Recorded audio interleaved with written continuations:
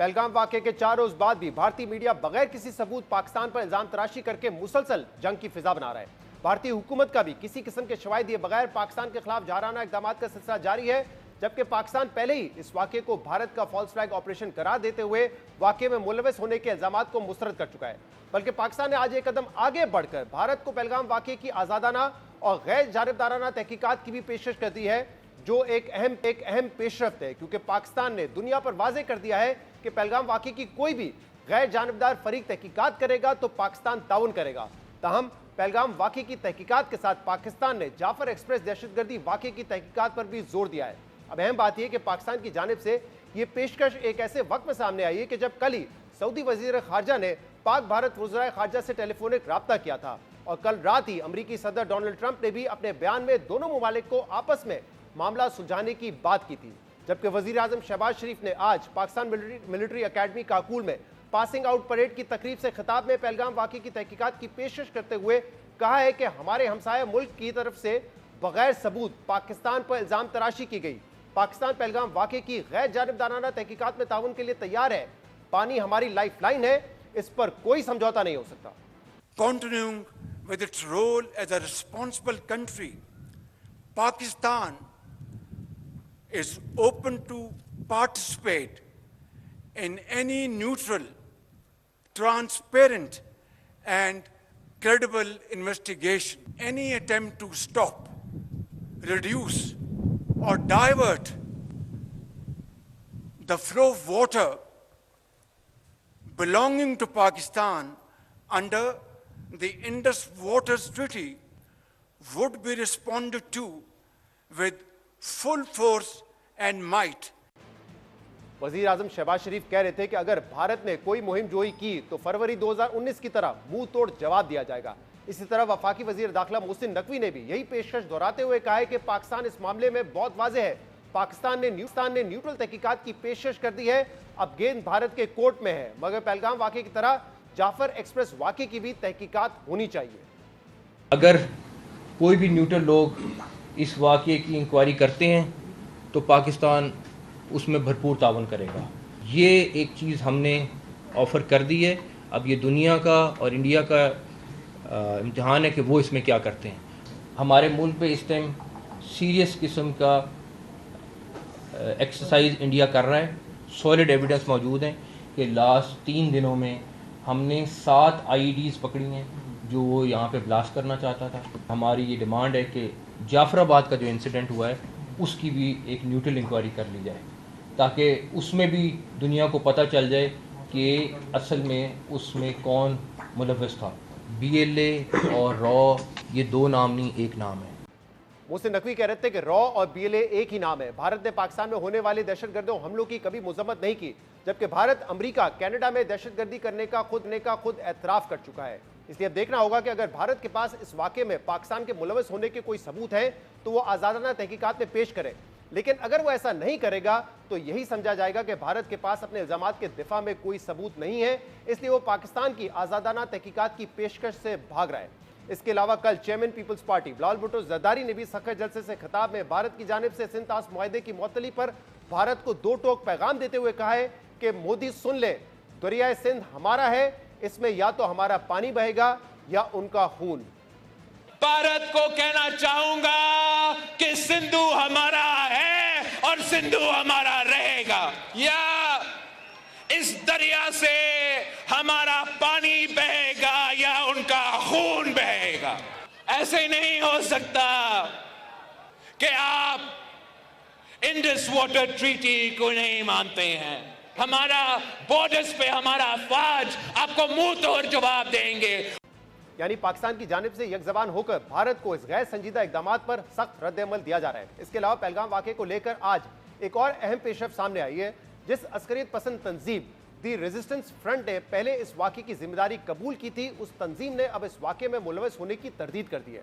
भारतीय मीडिया के मुताबिक TRF ने पहलगाम वाकये में मुलविस होने की तरदीद करते हुए कहा है कि पहलगाम वाकये को TRF से मुंसलिक करना बेबुनियाद और जल्दबाजी का नतीजा है। TRF ने अपने बयान में हमले की जिम्मेदारी कबूल करने से मुतल्लिक बयान पर वजाहत करते हुए कहा है कि वाकये के कुछ देर बाद तंजीम के एक डिजिटल प्लेटफॉर्म पर गैर मजाज मुख्तसर पोस्ट सामने आई थी। अंदरूनी ऑडिट के बाद पता चला है कि यह पोस्ट एक मजबूत साइबर हमला था जो भारतीय रियासती डिजिटल जंगी हथियार है। ऐसे हथकंडे नए नहीं है। भारत माजी में भी सियासी मकसद के लिए ऐसी अफरा तफरी पैदा कर चुका है।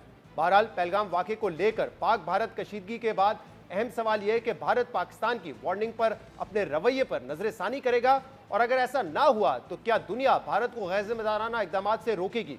इस हवाले से कल जब अमेरिकी सदर डोनाल्ड ट्रंप से सवाल हुआ तो उन्होंने कहा कि पाकिस्तान और भारत खुद ही किसी न किसी तरह अपने ताल्लुकात देख लेंगे।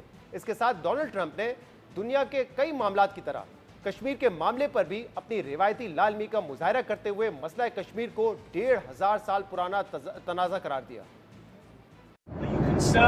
There's now tensions on the border between them. Are you concerned? How concerned are you about that? Well, there have been tensions on that border for 1,500 years. So, same as it's been.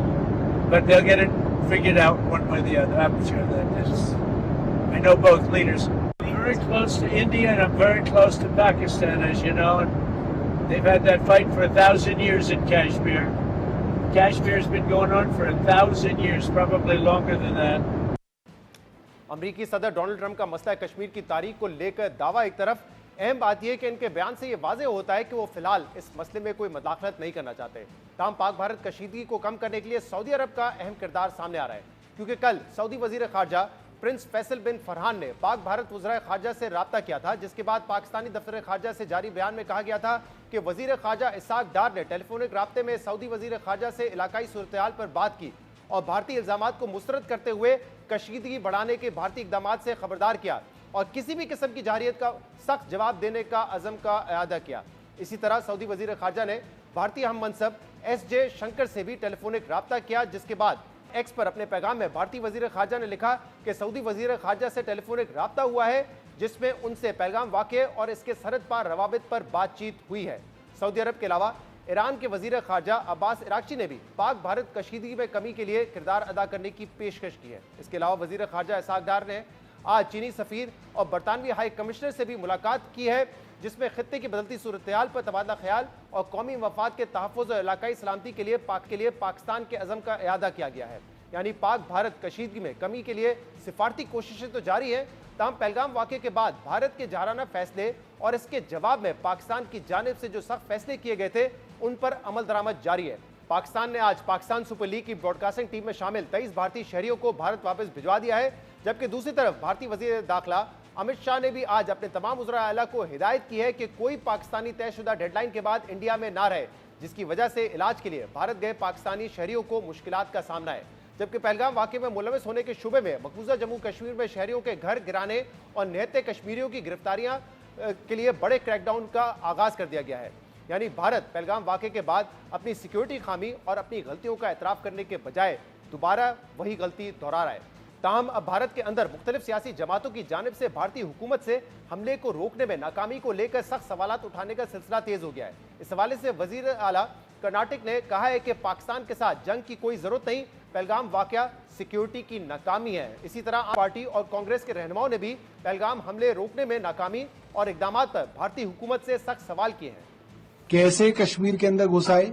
भाई इतनी सारी check post हैं, चप्पे चप्पे पे CRPF, BSF, army, Jammu Kashmir police, intelligence, raw, IB सब तो है वहाँ पे। वो 200 किलोमीटर अंदर आए, हथियारों के साथ आए, उन्होंने लोगों को गोलियां मारी और उसके बाद वो वहीं गायब हो गए। कह रहे वो वापस भाग गए। अरे कोई मजाक हो रहा है क्या? यही सवाल विपक्ष आज कर रहा है कि इंटेलिजेंस क्या कर रही थी। आतंकवादी आए जैसे प्ले ग्राउंड में घुस आए, हमारे लोगों पर धड़ गोलियां चलाई, हमारे लोग शहीद हो गए और उनके लिए खुले थे रास्ते, न कोई चेक पोस्ट, न कहीं कोई पूछताछ। जैसे मारने के लिए आए वैसे ही मारकर हमारे लोगों को भाग गए। भारतीय सियासतदान सवाल उठा रहे हैं सिक्योरिटी लैब्स पे, इंटेल लैब्स पे कि कैसे हो सकता है कि दहशतगर्द आए, अपने लोगों को शहीद करें और वहां से भाग के चले जाएं, कोई पकड़ने वाला उनको नहीं था।